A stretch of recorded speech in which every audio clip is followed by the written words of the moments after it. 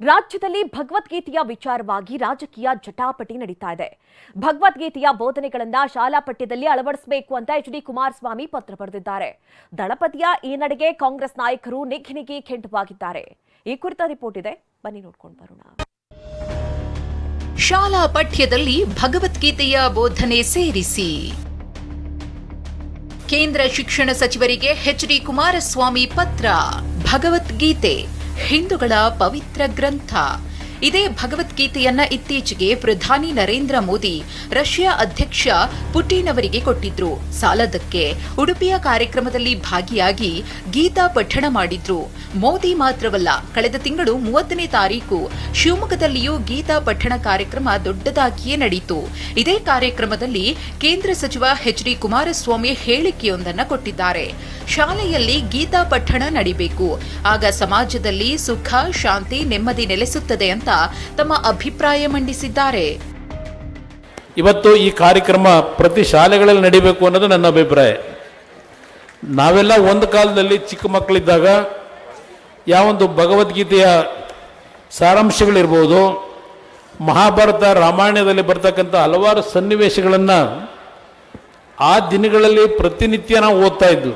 ಯಾತಕ್ಕೆ ಈ ಒಂದು ಭಗವದ್ಗೀತೆ ಮತ್ತು ರಾಮಾಯಣದ ವಿಷಯಗಳು ಶಾಲಾ ಹಂತದಲ್ಲಿ ಆಗಬೇಕು ಅಂದರೆ, ಇಲ್ಲಿ ಯಾವುದೋ ಒಂದು ಸಮಾಜವನ್ನು ಬೆಳೆಸಬೇಕು, ಧರ್ಮವನ್ನು ಬೆಳೆಸಬೇಕು, ಇಲ್ಲ ಮತ್ತೊಂದು ಧರ್ಮಕ್ಕೆ ಅಪಚಾರ ಮಾಡಬೇಕು ಅಂತಕ್ಕಂಥದ್ದಲ್ಲ. ಇವತ್ತಿನ ಸಮಾಜದಲ್ಲಿ ಹಿಂಸೆಗಳು, ದ್ವೇಷ, ಇದೆಲ್ಲವನ್ನು ನಾವೇನು ನೋಡ್ತಾ ಇದ್ದೇವೆ.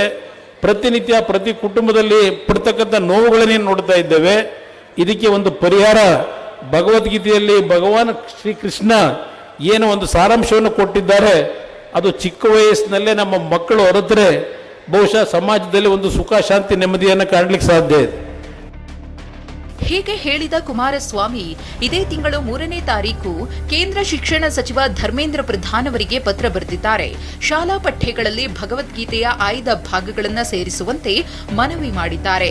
ಹಾಗಿದ್ರೆ ಎಚ್.ಡಿಗೆ ಬರೆದ ಪತ್ರದಲ್ಲಿ ಏನಿದೆ ತೋರಿಸ್ತೀವಿ ನೋಡಿ. ಶಿವಮೊಗ್ಗದಲ್ಲಿ ನಡೆದ ಗೀತಾ ಪಠಣ ಕಾರ್ಯಕ್ರಮದಲ್ಲಿ ಭಾಗಿಯಾಗುವ ಸೌಭಾಗ್ಯ ನನಗೆ ಸಿಕ್ಕಿತು.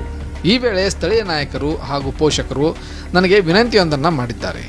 ಭಗವದ್ಗೀತೆಯ ಬೋಧನೆಗಳನ್ನು ಶಾಲಾ ಪಠ್ಯಕ್ರಮದಲ್ಲಿ ಸೇರಿಸಬೇಕೆಂದು ಮನವಿ ಮಾಡಿದ್ದಾರೆ. ಇದು ರಾಷ್ಟ್ರೀಯ ಶಿಕ್ಷಣ ನೀತಿ, ಮೌಲ್ಯಾಧಾರಿತ ಶಿಕ್ಷಣಕ್ಕೆ ಬಲವಾದ ಒತ್ತು ನೀಡುತ್ತದೆ. ಗೀತೆಯಿಂದ ಆಯ್ದ ಬೋಧನೆ ಪರಿಚಯ ಮಾಡೋದ್ರಿಂದ ವಿದ್ಯಾರ್ಥಿಗಳಲ್ಲಿ ನೈತಿಕ ಶಕ್ತಿ, ಚಿಂತನೆಯ ಸ್ಪಷ್ಟತೆ ಮತ್ತು ವ್ಯಕ್ತಿತ್ವ ವಿಕಸನಕ್ಕೆ ಸಹಾಯವಾಗಲಿದೆ. ಇದರಿಂದ ನಮ್ಮ ಜನಸಂಖ್ಯಾ ಲಾಭಾಂಶವು ಬಲಪಡುತ್ತದೆ. ನಮ್ಮ ಯುವಕರು ಜಾಗತಿಕವಾಗಿ ಶ್ರೇಷ್ಠವಾಗಲು ಸಿದ್ಧರಾಗುತ್ತಾರೆ. ಆದ್ದರಿಂದ ಭಗವದ್ಗೀತೆಯ ಕಾಲಾತೀತ ಮೌಲ್ಯಗಳನ್ನು ದೇಶಾದ್ಯಂತ ವಿದ್ಯಾರ್ಥಿಗಳ ಕಲಿಕೆಯ ಚೌಕಟ್ಟಿನಲ್ಲಿ ಸೇರಿಸಬೇಕು. ಹೀಗೆ ಪತ್ರ ಬರೆದಿರುವ ಕುಮಾರಸ್ವಾಮಿಯವರು ನಿರ್ದೇಶನಗಳನ್ನು ನೀಡಬೇಕೆಂದು ಶಿಕ್ಷಣ ಸಚಿವರಿಗೆ ಪತ್ರದಲ್ಲಿ ತಿಳಿಸಿದ್ದಾರೆ. ಕುಮಾರಸ್ವಾಮಿ ಮನುವಾದಿ ಆಗಿದ್ದಾರೆಂದ ಸಿದ್ದರಾಮಯ್ಯ. ಎಚ್.ಡಿ. ಕುಮಾರಸ್ವಾಮಿಯವರ ಈ ಮನವಿ ಕಾಂಗ್ರೆಸ್ ಮನೆಯನ್ನ ಕೆರಳುವಂತೆ ಮಾಡಿದೆ. ಈ ಬಗ್ಗೆ ಮಾತನಾಡಿರುವಂತಹ ಸಿಎಂ ಸಿದ್ದರಾಮಯ್ಯ ಬಿಜೆಪಿ ಜೊತೆ ಸೇರಿ ಕುಮಾರಸ್ವಾಮಿ ಮನುವಾದಿ ಆಗಿದ್ದಾರೆ ಅಂತ ಟೀಕಿಸಿದ್ದಾರೆ. ಮತ್ತೊಂದು ಕಡೆ ಈ ಹಿಂದೆ ಎಚ್.ಡಿಗೆ ಆರ್ಎಸ್ಎಸ್ ಬಗ್ಗೆ ಬರೆದಿದ್ದ ಲೇಖನಗಳನ್ನು ಉಲ್ಲೇಖಿಸಿದ ಪ್ರಿಯಾಂಕ ಖರ್ಗೆ ಸಿಎಂ ಆಗಿದ್ದಾಗಲೇ ಸೇರಿಸಬೇಕಿತ್ತಲ್ವಾ ಅಂತ ಕಾಲೆಳೆದಿದ್ದಾರೆ. ಕುಮಾರಸ್ವಾಮಿ ಅವರು ಕೂಡ ಬಿಜೆಪಿ ಜೊತೆ ಸೇರ್ಕೊಂಡು ಚುನಾವಣೆ ಮಾಡಿದ ಮೇಲೆ ಈಗ ಅವರು ಮನುವಾದಿಗಳಾಗ್ಬಿಟ್ಟಿದ್ದಾರೆ. ಬರೀತಾರ್ರಿ, ಈಗೆಲ್ಲ ಮಾಡ್ತಾ ಇದ್ರೆ ಅವ್ರು ಮುಖ್ಯಮಂತ್ರಿ ಇದ್ದಾಗ ಮಾಡ್ಬೋದಾಗಿತ್ತಲ್ಲ. ಅವಾಗೇ ಮಾಡ್ಬೋದಾಗಿತ್ತಲ್ರಿ. ಭಗವದ್ಗೀತಾನೂ ಹೊಸದಲ್ಲ, ಅವರು ರಾಜಕಾರಣಕ್ಕೆ ಹೊಸದಲ್ಲ. ಅವರೇ ಒಂದು ದೊಡ್ಡ ಎಡಿಟೋರಿಯಲ್ ಬರೆದಿದ್ರು. ಅವ್ರು ಏನೇನು ಬರ್ದಿರೋ ಅದಕ್ಕೆಲ್ಲ ಒಪ್ತೀನಿ ನಾನು. ಅವರ ಅನಿಸಿಕೆ, ಅವ್ರಿಗೇನು ಮನಸ್ಸಿಗೆ ಬಂದಿದೆ ಅದನ್ನು ಬರೆದಿದ್ದಾರೆ. ಅವರ ಅನಿಸಿಕೆಯನ್ನು ಸರ್ಕಾರಕ್ಕೆ ತಿಳಿಸಿದ್ದಾರೆ. ಅದು ಅವ್ರಿಗೆ ಬಿಟ್ಟಿದ್ದಲ್ಲ, ಕೇಂದ್ರ ಸರ್ಕಾರಕ್ಕೆ ಬಿಟ್ಟಿರ್ತಕ್ಕಂಥದ್ದು. ಇದೆಲ್ಲದರ ನಡುವೆ ಎಚ್.ಡಿ. ಕುಮಾರಸ್ವಾಮಿ ಟ್ವೀಟ್ ಮಾಡಿದ್ದಾರೆ.